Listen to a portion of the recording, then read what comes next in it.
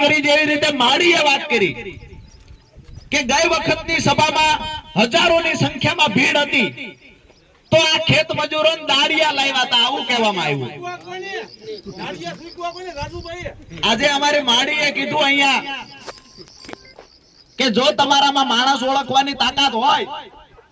જો તમે ખેડૂતોને ઓળખી શકતા હોય જગતનો બાપ કોણ હોય ને કેવો હોય તમારે જોવો હોય તો એક વખત અહીંયા આવી જાવ અમે તમને બતાવીએ જગતનો બાપ કોને કહેવાય ને જગતની માં કોણ છે વાતો કરે છે પોલીસ ને આગળ કરીને આજે અહીંયા જે આ દાદા ઉભા છે મારી બાજુમાં આ જે નેતાઓ છે ને એના બાપ દાદાઓને 60 વર્ષે ટેકે ટેકે હાલવું પડે પગના 3 ઢીસણના ઓપરેશન થઈ ગયા હોય આ અમારા ખેડૂતનો દીકરો 75 વર્ષે એક પગે આયા તે ટોલી ચડી જાય છે કારણ કે આને પેટમાં અનીતિનું કાઈ નાખ્યું નથી ભ્રષ્ટાચારના પૈસા નાખ્યા નથી